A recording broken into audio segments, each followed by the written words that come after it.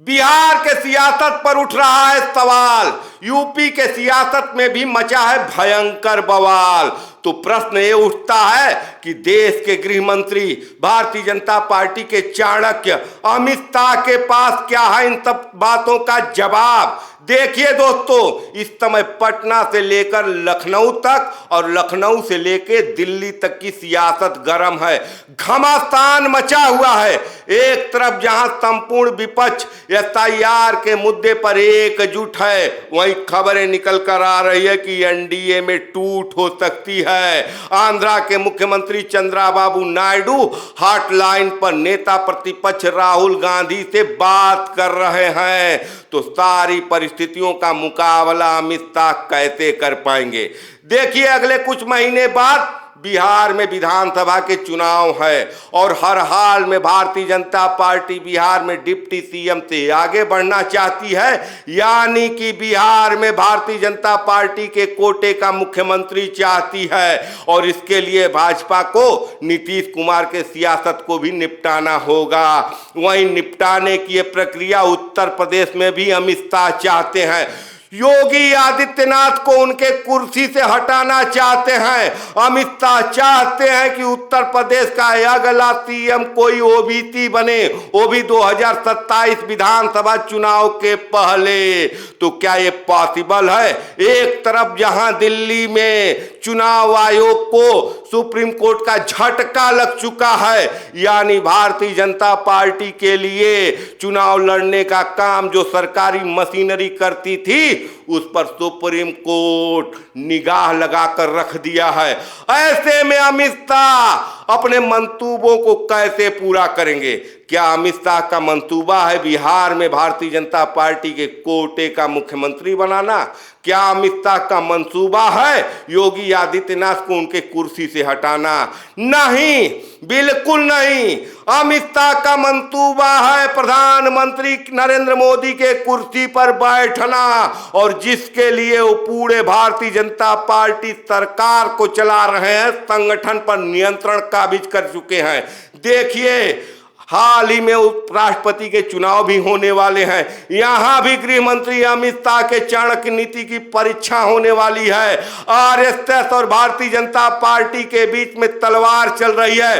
Bharatiya Janata party को समझ में नहीं आ रहा है कि अगला राष्ट्रीय अध्यक्ष किसे बनाए, क्योंकि आरएसएस जो चाहता है वो मोदी और शाह नहीं चाहते हैं। तो कहीं न कहीं आज के तारीख में गृह मंत्री अमित शाह के लिए परिस्थितियां बदलती हुई नजर आ रही हैं।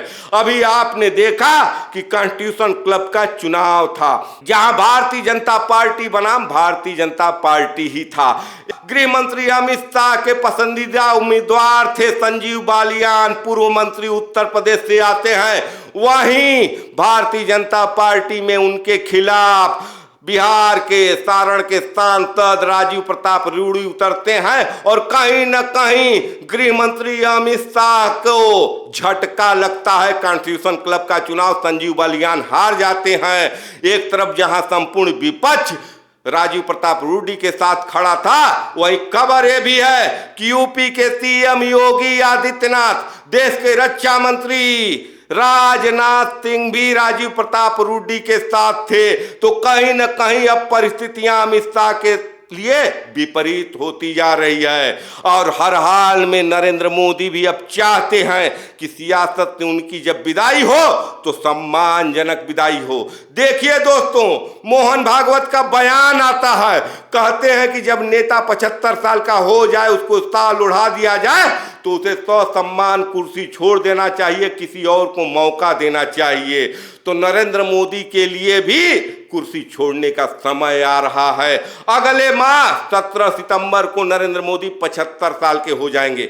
देखना दिलचस्प होगा कि क्या नरेंद्र मोदी भारत के पीएम पद की कुर्सी को छोड़ते हैं या नहीं।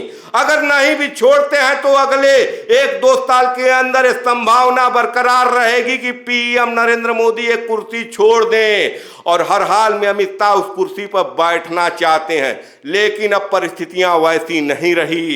एसआईआर बिहार में चल रहा था, कहीं न कहीं एक प्लानिंग थी कि एसआईआर कराकर विपक्ष के वोटरों को काट कर और भारतीय जनता पार्टी के एक एक वोटर को 3-3 जगह 2-2 जगह का वोटर बनाकर बिहार चुनाव फतह किया जाए। और बिहार चुनाव फतह कहकर अमित शाह भारतीय जनता पार्टी के संगठन और सरकार पर अपने नियंत्रण को और पुख्ता करना चाहते थे। लेकिन सुप्रीम कोर्ट के झटके के बाद उनके मंसूबों का भी पलीदा लग रहा है। ऐसे में कहीं न कहीं एनडीए के जो और सहयोगी दल हैं वो भी एनडीए छोड़कर नया ठिकाना तलाशने की कोशिश कर रहे हैं। खबर चंद्राबाबू नायडू को लेकर निकल आ रही है कि चंद्राबाबू नायडू इस समय राहुल गांधी से हॉटलाइन पर हैं। खबर निकल कर आ रही है कि जयंत चौधरी भी एनडीए से नाराज हैं। वो जो चाहते थे कि राजकीय सम्मान के साथ सतपाल मलिक का अंतिम संस्कार हो, भारतीय जनता पार्टी ने उनको राजकीय सम्मान नहीं दिया। कहीं न कहीं जाट अस्मिता के नाम पर जयंत चौधरी भी भारतीय जनता पार्टी से दूर जाना चाहते हैं, एनडीए को छोड़ना चाहते हैं।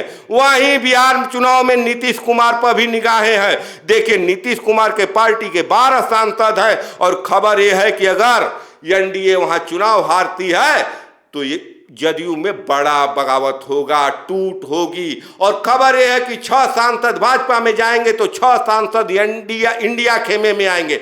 ऐसे में अमित शाह की चुनौतियां और बढ़ने वाली है। चिराग पासवान भी रोज रोज बयान दे रहे हैं और कहते हैं कि मैं एनडीए में तब तक हूं जब तक इस देश के पीएम नरेंद्र मोदी हैं। तो क्या चिराग पासवान अमित शाह को स्वीकारेंगे? इस पर भी बड़ा सवाल है। तो आज के तारीख में कहीं न कहीं गृह मंत्री अमित शाह के लिए चुनौतियां बढ़ती जा रही हैं। पूरे देश के राजनीतिक विश्लेषक चर्चा कर रहे हैं कि पीएम मोदी के बाद कौन, नितिन गडकरी, भारतीय जनता पार्टी का राष्ट्रीय अध्यक्ष कौन, संजय ज्योति, तमाम कयास लगाए जा रहे हैं। लेकिन बड़ा सवाल कि क्या आज के तारीख में विपरीत परिस्थितियों में गृह मंत्री अमित शाह अपने चाणक्य नीति को साबित कर पाएंगे, बिहार में एनडीए को चुनाव जिता पाएंगे, यूपी के मुख्यमंत्री योगी आदित्यनाथ को उनके कुर्सी से हटा पाएंगे? क्या भारतीय जनता पार्टी का अगला राष्ट्रीय अध्यक्ष आरएसएस के मनपसंद का नहीं होगा, अमित शाह के जेब की कठपुतली होगा? इन सब सारे सवालों का जवाब आने बाकी है और ये जवाब जल्द ही आपको मिलेंगे। तो क्या अमित शाह का नियंत्रण बरकरार रहेगा या पार्टी और सरकार पर से उनका नियंत्रण समाप्त होने वाले हैं? अपने राय विचार कमेंट कर जरूर दें। देखते रहिए खबरों के खिलाड़ी। जय हिंद, जय भारत।